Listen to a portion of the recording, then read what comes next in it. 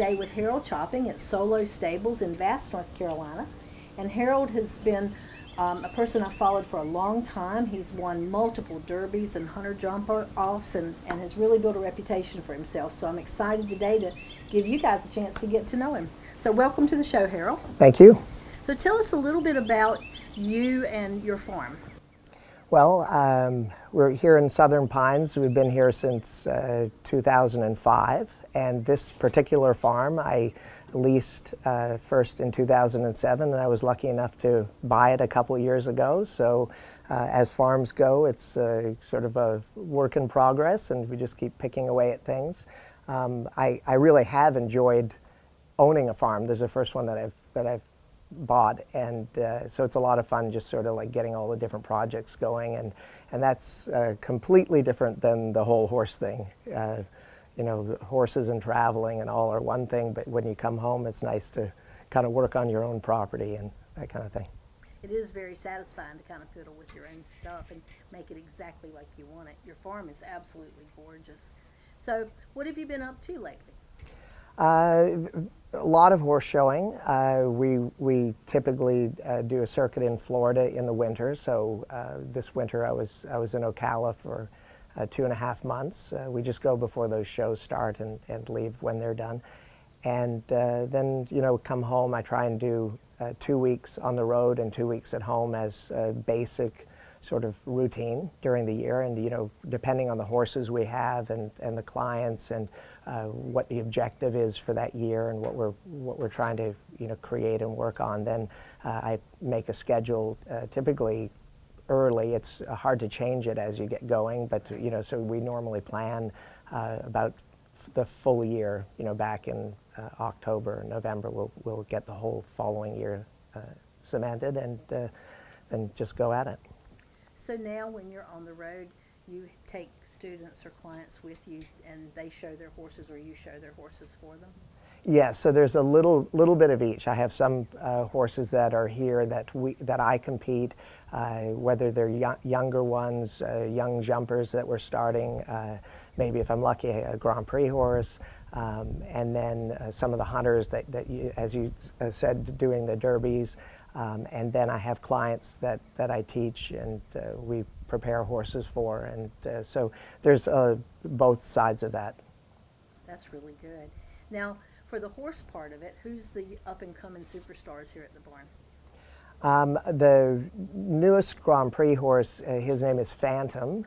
A friend of mine owns that, Andrew Philbrick. He's the owner of that horse, and he bought him a couple of years ago. It's just an 8-year-old, so I've been lucky that one has really progressed quickly, and he's actually jumped, I think, 3 Grand Prix this, you know, early summer, sort of late spring he started, and he won a 7-year-old championship last fall in Tryon at the showgrounds there. So that's going to be a fantastic horse because he has a really big jump and I think has all the parts, all the tools, you know, that it's going to take. And I have a good horse that we'll do in the Derby finals in August. So that one, Celtic Gold, is that horse's name, and so I'm kind of looking forward to that. And then it's a pretty good group of clients' horses as well. We have amateur jumpers and adults and children's jumpers and some equitation. What do you look for in a Grand Prix horse versus a Derby horse? For the show jumpers, you know, the jumps get bigger. It's you have to have horses nowadays that have enough blood. You know, that are, you know. It's the classes, they have to be very careful, and the jumps are big. They have to be scopy to be able to jump a big jump. And then you have to try and organize all this. So you get these big, strong horses with a lot of energy, and you have to, you know, the training and what we do at home and all is really the key to, you know, putting that together. The hunters, those are style classes, so there's a particular look, a certain type of jump that they need to have, and so in picking those horses, that's the starting point. In finishing it off and trying to get them competitive, you know, you just keep working away at it at home. They're very particular things that we're doing, exercises, and most of it is on the flat, and then there's, as you know, there's little jumping exercises and things that go with this, making these horses up. And then you go on the road, you compete, and then you study a lot of videos. You come home and try and tweak it and make it better. The rural American lifestyle. It's how we work, and it's how we play. It's how we learn and how we enjoy the finer things in life. How we take care of our animals and tend to the land. It's a way of life. Has been for hundreds of years. Now there's a whole new way for rural America to watch TV. So for the viewers out at home that are interested in becoming a Grand Prix rider, what kind of advice would you give them on how to get there? I mean, I started riding very young. I think I was maybe just before I was 7, probably late 6 years old. And I just really loved it. I had a passion for it when I was really young. First time I ever saw the guys at a horse show jumping big jumps, I was really taken by that. And so I think, like anything, the kids that really stick with it probably are just hooked and really enjoy it and want to do it. It's just, you just have to ride a lot. You have to have good instruction. I was really lucky where I grew up. There were farms and horses all around. My dad had a nice place. He wasn't, you know, he rode, but he wasn't a rider. Didn't compete, but he knew sports, which was really a key. So I was able to have you know, horses at home. They weren't fancy horses. They were just ones to ride around. And then the horses that we had to horse show, they would typically be at my trainer's farm, and so we were getting really good guidance along the way. And I think that that's just a big part of it. You know, your enthusiasm and all is a huge part. That's the motivation, but then to have that directed well is important. Right, and the discipline to work hard, because I would think that that's a really high, I guess the highest level in the jumping world is Grand Prix, isn't it? Yes, and probably you have to have some sort of a knack for it, like anything that happens at a high level. I think the people who really succeed have some very natural skills that just sort of come out. But, you know, again, it has to be organized, and you have to have good guidance. All the enthusiasm in the world and everything, that only gets you so far. And I think to really be educated in any of these games, whether it's being a show jumping rider or whatever you're doing with your sport or anything, it just takes a lot of studying and a lot of sort of like perseverance. You have to stick with it. It's not always easy, and it doesn't always go perfectly. So. Yeah, enjoying it and having fun with it so that you stick with it and never, you know, I never feel defeated by any of it, even if things don't go well. Right. It just doesn't it doesn't even come into play. I am always sort of, you know, you try and look forward to the next thing and improving, whether it's one horse or another.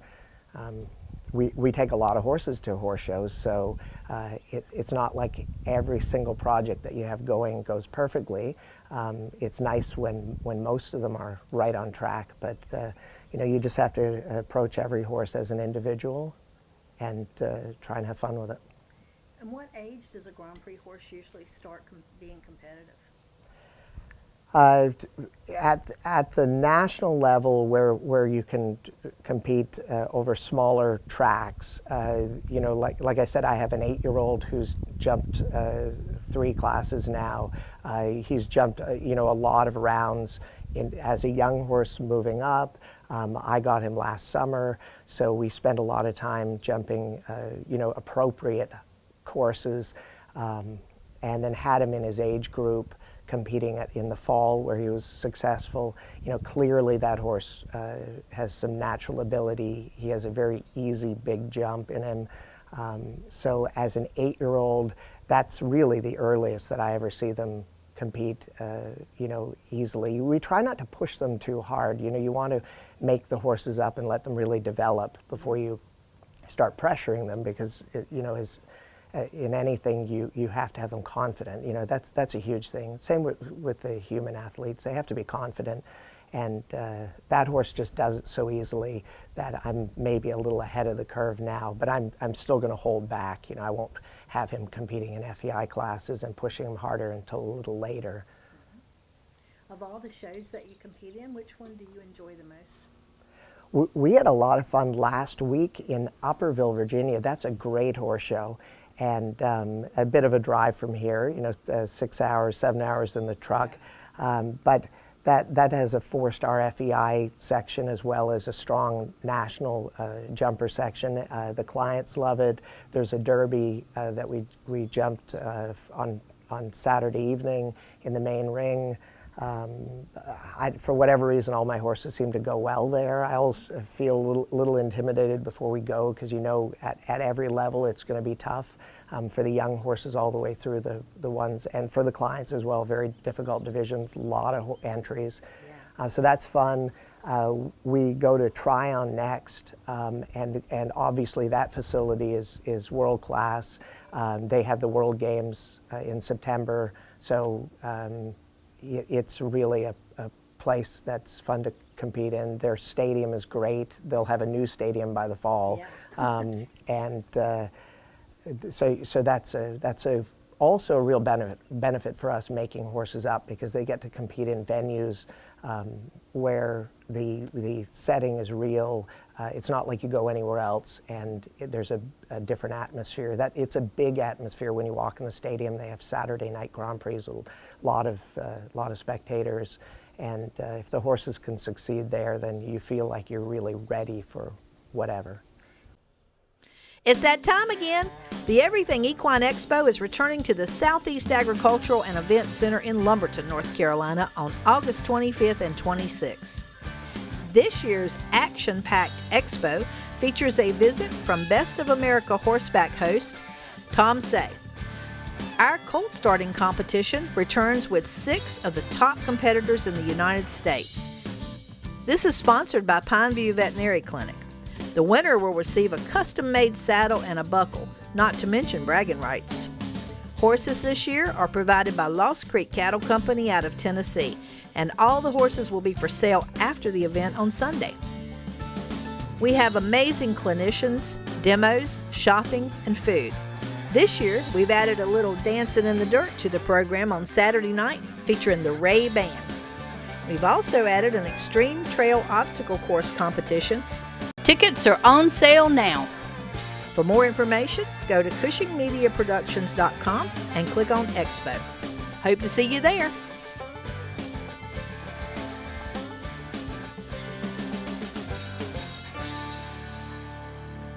I would think Tryon, as well as Upperville, would draw the best of the best to compete there because of the arena facilities being fabulous. They have top FEI competitions. There's some real variety too. So we try and pick horse shows during the year that let us do some things that are a little tougher, and then maybe something a little easier. And then not every horse goes to every show, of course. So sometimes there are some things that we are targeting certain horses and want to take the whole group of clients. Maybe there's some other places we compete where it's a smaller group, and it's specifically for certain horses. So at some of these shows it's very higher level, some a little lower level, where we're I don't want to say just training, because we only go to horse shows to compete, but there's an aspect of training in it always, and you have to look at it in a big picture. Sure. Well, I would think you'd need to go places sometimes where the horse would be relaxed, and maybe his rider could catch up, or the rider would be really relaxed and the horse could catch up in confidence. Yes, I think not. Yeah, you don't want to just feel like you're pressuring them and everybody all the time. Sometimes, especially with the kids, they have to learn how to win. And if you only go to places where it's the toughest crowd, they if it's in the equitation, they're not in the test enough times to really learn how to be the winner and learn how to finish it off. You want horses to be, the amateur jumpers, you want them to be jumping off in the Classic on Sunday, so that when they do get a chance at a big horse show and they really get it right, they have some winning moves and they know how to do it, and they know how to walk in the in-gate the second time and really get it right. Same with the Grand Prix horses. You like to get every part of it down, and so that when you're really on the big stage, you have a routine. It's not the first time that you've jumped off all summer or whatever. There has to be, there's a real development in that. Now, you told me you are a Canadian citizen and you've ridden for the Canadian team. Tell us a little bit about those accomplishments. I've been lucky to have horses, Grand Prix horses. They come and go. We sell horses. We make them up. I'm hanging in there for a long time, but these horses, their careers are not so long. So you have to constantly be working on the next one. And I was lucky to have horses that I could compete at big horse shows with enough times to go to, I went to 3 World Cup finals and competed, and I was an alternate at the Olympic Games in Barcelona, and jumped a number of Nations Cup competitions for Canada, and that's a lot of fun. You have to enjoy every bit of that, because you never know when you're going to have the next horse at that level. Yeah. And I hope that there are more to come. I'm still having a lot of fun doing this. And I feel like I'm better at it now than I was. I think experience goes a long way in our sport. So it's just about trying to get everything organized and having horses that are capable. And I think we have a pretty good routine now for getting it all done. So you've done a lot and accomplished a lot. So what's on your bucket list for the future? I think the big things would be I'd like to have for sure another horse or two at a high enough level that maybe we can go to a championship. I think that maybe the focus of the barn right now has been on clients and on making up young horses. I think the next chance I get with one that who can do it really at a high level, I'd like to start pushing that a little bit. But you don't get to do this forever, so when you feel like for me, I feel like I'm still competitive when I'm on the right horse, and I'd like to just really pursue that still. I have a lot of fun teaching. I think that passing on some of your routine and what you know, and maybe some of the things you learn from other people, because I think really that's what's going on. I was lucky to be around a lot of people who are really good at this, and I have friends who are really good at it, friends who are younger than me who are really good at it, and you keep learning stuff from them all the time, and you just try and include that in your whole routine teaching, and and maybe help somebody enjoy horses. A lot of it's that too. They have to have fun with it, because these are great animals, and you got to have fun doing it. Hey there, I'm Christine Long, owner of Pineview Veterinary Hospital here in Bolton, North Carolina. We are an exclusive large animal veterinary practice. We provide 24/7 emergency care and routine services for horses, cows, sheep, goats, llamas, alpacas, and pigs. We are currently a staff of 2 full-time veterinarians, myself and Dr. Leslie Jarrett, and we have a wonderful secretary, Donna Jacobs. We provide veterinary services to the northeastern part of South Carolina and the southeastern part of North Carolina. So if the need arises, give us an opportunity to serve you. What breed do you prefer?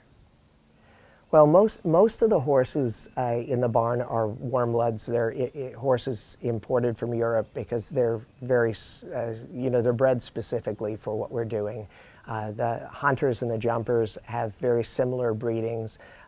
These are typically warm bloods bred for show jumping, and then some of them are just maybe a little more suited to the hunter ring, and that's where you see some crossover and some similar breeding. So I wouldn't say there's one specific breed or another, but I think if you went through the barn, there are a lot of Dutch and German horses, so that's probably the majority of them. But it's not like we pick one breed over another. We're just looking at individuals and trying to find an athlete in there, depending on the job, whether it's for an amateur, whether it's a horse for myself or whatever. We're just trying to find very athletic horses that are capable. And do you look for something that has more athletic ability or a better mind that you can, obviously they have to have the athletic ability, but which is more important?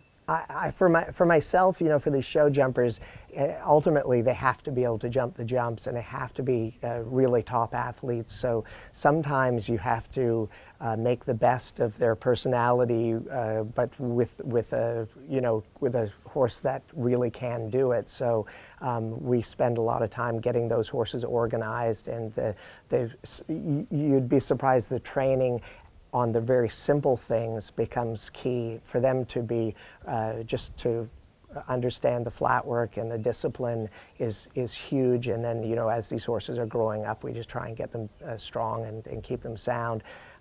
For clients, if they're children's and adult jumpers or equitation horses, then the attitude starts to be as important as anything else, because there might be a lot of horses who can do the job jumping those jumps, but you have to have ones that play nice, ones that are easy to train, and horses that'll let you have a riding lesson and things like that.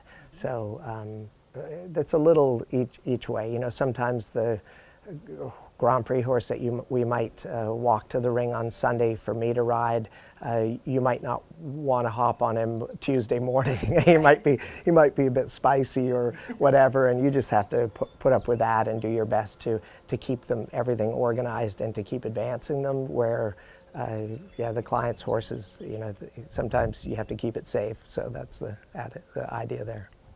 This is our field of dreams. At the heart of these flowers is a decade of non-GMO crop development, bringing together a community of independent UK farmers who share our belief that we are what we care about. Together, we're cultivating an omega-rich crop that not only supports your horse's health, it also supports the very world that sustains us. With every master batch of Ahi flower oil we create, we're providing the richest plant-based, ocean-friendly source of omegas for you and your horse. Ahi flower oil, balanced equine omegas that your horse will love. I guess the things that you're kind of that you remember the most, and the things you're most proud of, sometimes aren't maybe the biggest things. I mean, certainly. I was thrilled to be able to win the American Invitational. That was like a lifetime ago, but that, certainly I still remember that because I really liked that horse, and his name was Brandy, and he was I think he suited me just fine, and he was a real trier.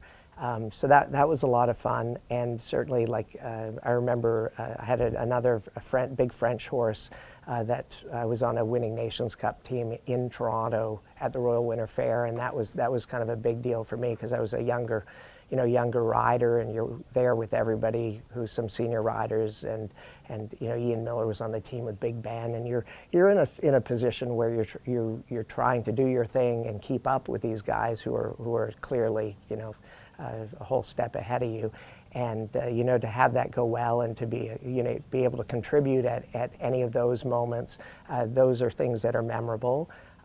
But I think what really sort of is fun as we go is when I have these young horses that for the first time sort of get it and really perform well, especially like on a bigger stage where it's, I have a 7-year-old who won the 7-year-old qualifier at the last horse show, and that was kind of fun. I know the owner was really excited, but I don't think people realize that even though that's just another class during the day, that was kind of a big deal for me, because you start with those horses. It's a project. It's not just me, it's the whole staff. We're all doing this together and training on these horses and preparing them, and you go to the horse show and you have a plan during the week, and then to get it right on the day that it matters, that's kind of fun. So that I really enjoy. So little things like that are bigger things probably than you figure, and you know, it's fun to win on Sunday and win the Grand Prix. A lot of times that if you don't have a whole string of horses, that's,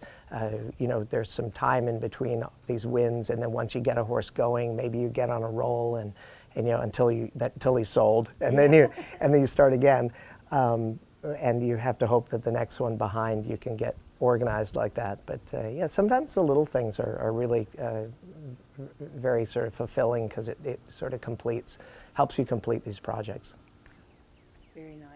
Well, thank you for spending time with me today. I really enjoyed getting to know you. And where can we see you locally at your next horse show, Tryon? The next time out, we're going to Tryon for 2 weeks, and then I think we're up in New York for a couple weeks, and then in Raleigh in November. We're close to home, so that's at the horse facility in Raleigh.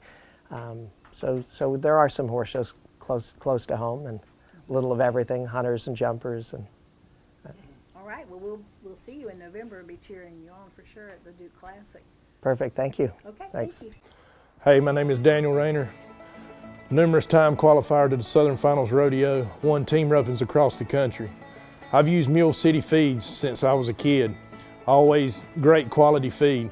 And I use complete horse feed. It already has hay in it. If you're tired of chasing hay, then give Paul Dunn a call today at Mule City Feeds.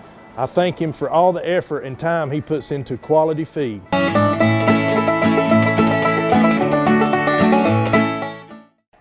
Hi, my name is Dr. Kim Crivet with North Star Veterinary Hospital, and this is Dr. Sarah Robertson, and we are your equine veterinarians here at North Star Veterinary Hospital. And what I'd like to talk to you today is about vaccinations and how important they are. We vaccinate for Eastern, Western, tetanus, and West Nile as one vaccine group. The second one would be equine herpes virus, EHV, and the third would be rabies. Now, we consider a horse that has not been vaccinated in the last 6 months to be naive, meaning that it does not have any memory of any vaccines. So if you have just received a horse and don't know its vaccine history, or they said, oh, it's been up to date on vaccines, but we don't know the date, it's better to vaccinate them now and again in 3 weeks. Then your horse will have full immunity for 6 months. If you buy your vaccines from a big box store, you do not know how those vaccines arrived there, if they arrived in the proper temperature and if they've been handled properly. So this is why we recommend that you get your horses vaccinated by us here at North Star Veterinary Hospital by your equine veterinarians, Dr. Sarah Robertson, and myself, Dr. Kim Crivet. Thank you very much. Are you thinking about a career with horses? I love this.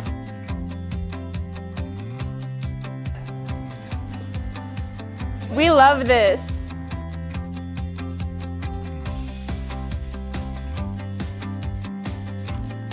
I love this.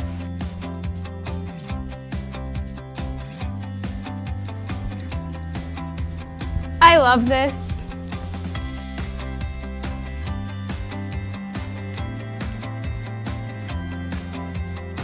I love this. We know you'll love it too.